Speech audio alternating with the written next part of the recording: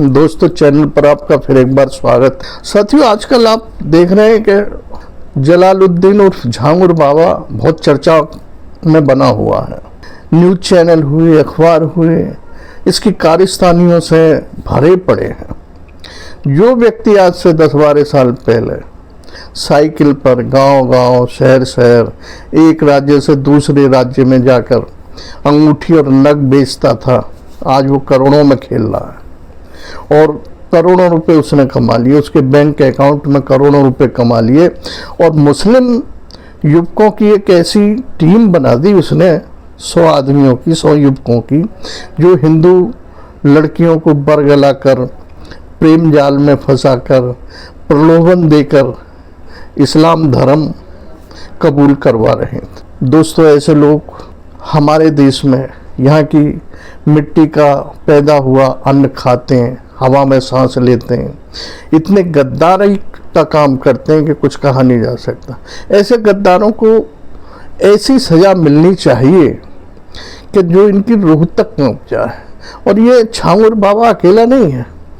अब जो कच्चा चिट्टा खुल रहा है, एटीएस जो इससे पूछताछ कर रही है और सुरक्षा एजेंसी जो इससे पूछताछ कर रही हैं, जब तक ये पुलिस की पकड़ में नहीं आया था या इसका जो ये धर्म परिवर्तन या मतांतरण कराने वाला कार्य सामने नहीं आया था, तब तक इसकी पुलिस में भी पकड़ थी, सरकार के हर डिपार्टमेंट में इसकी पकड़ थी। तभी ये भूमि भी कब्जाई गई इसने और जो विवादास्पद ज़मीनें थीं उनको खरीदा सस्ते पैसों में। और ये सिर्फ उत्तर प्रदेश में नहीं किया है, महाराष्ट्र में भी है, गुजरात में भी है, मध्य प्रदेश में भी है, इसने किया है। और इसके जो एजेंट जो काम कर रहे थे हिंदू युवतियों को बरगलाने का और झूठे प्रेम जाल में फंसाकर इस्लाम धर्म कबूल करवाने का, इस्लाम मजहब कबूल करवाने का, उनके रेट फिक्स थे। मैंने अपनी एक पिछली वीडियो में बताया भी था कि उच्च जाति की युवतियों को 15-16 लाख, उससे कम जाति की युवतियों को 10-12 लाख और SC/SC वर्ग के लिए 8 से 10 लाख।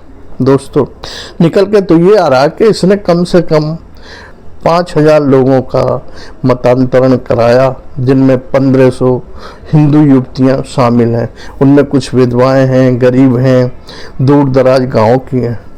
दूसरे, ये युवतियों को अपने यहाँ बुलाने के लिए इसने चैरिटेबल ट्रस्ट खोल रखा था, ब्यूटी पार्लर सिखाने का, इस तरह का इसने अपने यहाँ वो खोल रखा था कारोबार, जिससे युवतियाँ इसके यहाँ आती थी उन कारोबार में, ब्यूटी पार्लरों में, और वहाँ उनका ब्रेन वॉश किया जाता था, उनको प्रलोभन दिया जाता था। वहाँ जो मुस्लिम युवक काम करते थे वो उन युवतियों को, लड़कियों को अपने झूठे प्रेम जाल में फंसाते थे। ये कहानी अभी चल रही है, खुल रही है। झांगुर बाबा ये अकेला नहीं है और इसी तरह का काम करने वाले हमारे भारत देश में और भी किसी कोने में इस तरह का काम कर रहे होंगे।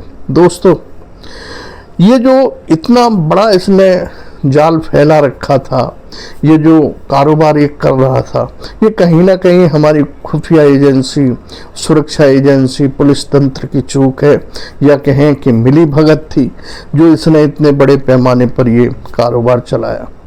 दोस्तों, कानून अपना काम करेगा, लेकिन हम तो ये सोचते हैं और आप भी ये सोचते हैं कि ये जेल जाएगा, साल, 2 साल, 4 साल, 6 साल बाद जमानत पर बाहर आ जाएगा, फिर केस चलेगा, फिर इसको सजा होगी।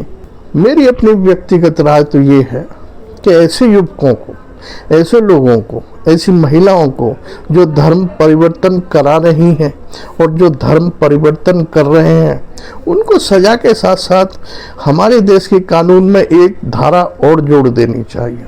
और धारा ये कि ऐसे लोगों की, ऐसी महिलाओं की जो मतांतरण करा रहे हैं, कर रहे हैं, उनकी नसबंदी कर देनी चाहिए।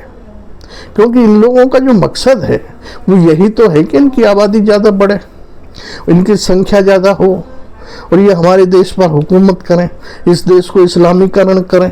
यही तो इनका मकसद है। 50 साल, 75 साल, 100 साल का जो ये टारगेट लेकर चल रहे हैं, ये इसी मकसद से काम कर रहे हैं। और जब इनकी नसबंदी हो जाएगी तो इनके बच्चे पैदा ना होंगे, चाहे पुरुष हो या महिला हो, कोई भी हो।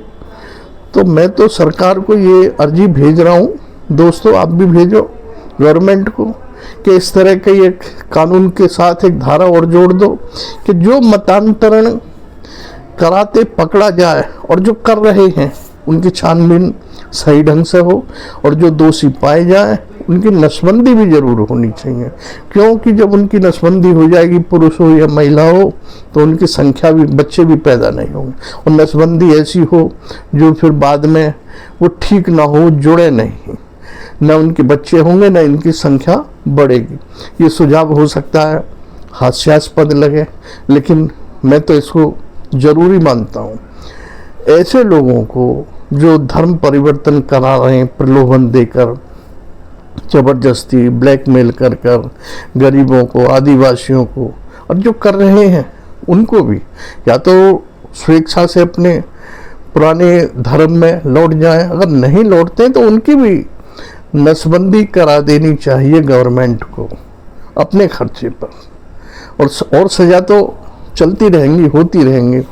आपका क्या ख्याल है दोस्तों, कमेंट में ज़रूर बताइएगा। इसी के साथ आपने ये वीडियो देखी सुनी, इसके लिए आपका धन्यवाद, आभार।